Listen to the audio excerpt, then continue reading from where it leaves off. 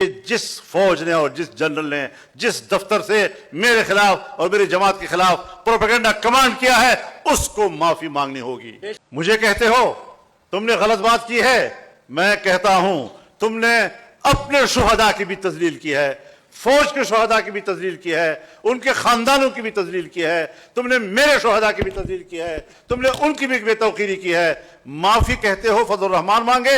नहीं। आज अगर मेरी बात गलत है मुझे आप जरूर राय दें, आप कानून के माहिर हैं, मेरी रहनुमाई करें। मेरा मुतालबा यह है कि तो मैं अब भी कहता हूं कि पॉलिसी साज लोगों, सिपाही ने तो आपका हुक्म मानना है, पॉलिसी साज तो आप बड़े हैं, मैं आपकी पॉलिसियों से इख्तलाफ कर रहा हूं, बड़े अदब और एहतराम के साथ इख्तलाफ कर रहा हूं, लेकिन आप मेरे बयान की अज खुद तशरीह करके जो मेरी किरदार कुशी करना चाहते हैं और समझते हैं कि फजल रहमान झुक जाएगा, सरेंडर कर जाएगा, याद रखो मुझे अपने माँ बाप ने सरेंडर होने के लिए नहीं जना है। अपने शुहदा की तौहीन, उनकी तजलील, उनकी तहकीर जो तुम लोगों ने की है, आप अब अपने जरायम को छुपाने के लिए शुहदा के ओट में छुपने की कोशिश करते हो। तुमने अपने जनाजे हिंदुओं के हवाले किए। अस्सलाम वालेकुम नाज़रीन कराम, आपको मुकम्मल तकरीर दिखाते हैं। मौलाना फजल रहमान ने एक के बाद एक और धमाका कर दिया। मौलाना फजल रहमान ने एक मरतबा फिर ऐसी तकरीर की कि पूरे मुल्क को हिला कर रख दिया। मौलाना फजल रहमान ने दो टोक अल्फाज में कह दिया कि माफ़ी मैं कभी नहीं मांगूंगा, तुमने जो मेरे खिलाफ अर्जा सराई शुरू की है उसका जवाब तुम्हें देना पड़ेगा। अब आप हमें उस मूड में नहीं देखोगे जो आप देखना चाहते थे। अब आप मौलाना फजल रहमान का एक तूफानी चेहरा देखोगे। आप वीडियो देखिए फिर इस पर बात करते हैं। आप अपने शुहदा की बात करते हैं, मुझे सिखाते हो शहीद किसको कहते हैं, मुझे सिखाते हो शहीद का मकाम क्या है। मैं कुरान और सुन्नत का एक तालिब इल्म हूं, मैं शहीद के मकाम को जानता हूं। शहीद क्या होता है? जो शहीद अपने वतन के लिए कुर्बानी देता है उसकी कदर मंजिलत को मैं जानता हूं। आप मुझे उसकी कदर मंजिलत न समझाएं, मैं तुम्हें जानता हूं कि तुम्हारे नजर में अपने शहीद की क्या कदर कीमत है। क्या बता सकते हो? आज तक कौम को तुमने बताया कि कारगिल में आपके कितने जवान शहीद हुए और आपने वहां से कितने शुहदा के जनाजे वसूल किए? जरा बताओ तो सही। तुमने अपने शुहदाओं को हिंदुओं के सपुर्द किया और वहां से एक बयान आया कि हमने इस्लामी तरीके से उनको दफन कर दिया। उनकी तादाद मुख्तलिफ बताई जा रही है लेकिन है सैकड़ों में। तुम अपने शुहदा के जनाजे वसूल करने के लिए तैयार नहीं हो। तुमने अपने जनाजे हिंदुओं के हवाले किए। कर्नल शेर खान अगर हमें मिला, हिंदुस्तान के इसरार के बाद हमने उनका जनाजा वसूल किया है। अपने शुहदा की तौहीन, उनकी तजलील, उनकी तहकीर जो तुम लोगों ने की है, आप अब अपने जरायम को छुपाने के लिए शुहदा के ओट में छुपने की कोशिश करते हो। हमने कोई गलत बात नहीं कही।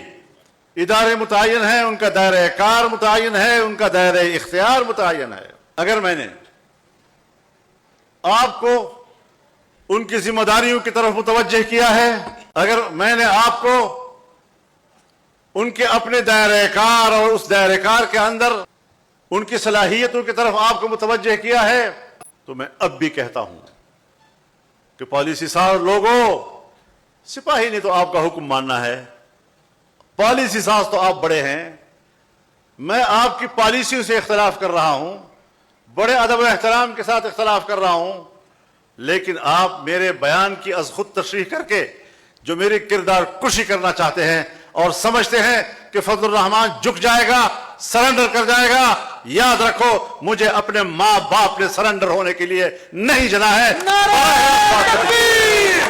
मैंने आपको अपनी जिम्मेदारियों तक महदूद रहने की बात की है और ये मैंने पहली मर्तबा नहीं की है, ये तो पार्लियामेंट में और आम जलसों में मैंने बार बार की है।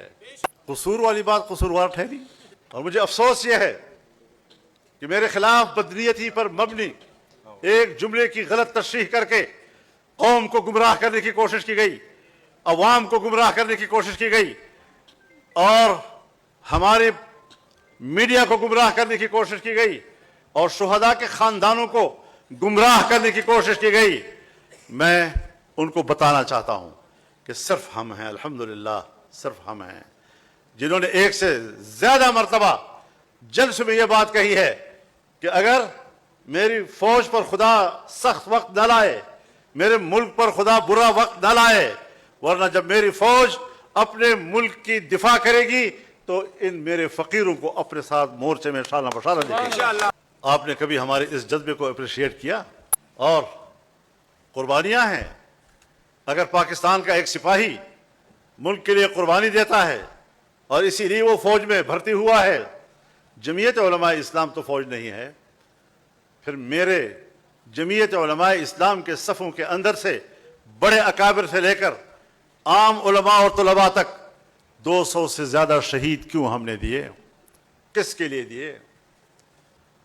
तुमने इस किस्म की हरकत करके जमीयत उलमा के कारकुनों और उनकी कुर्बानियों का मजाक उड़ाया है और अब इसका रद्द-ए-अमल आएगा।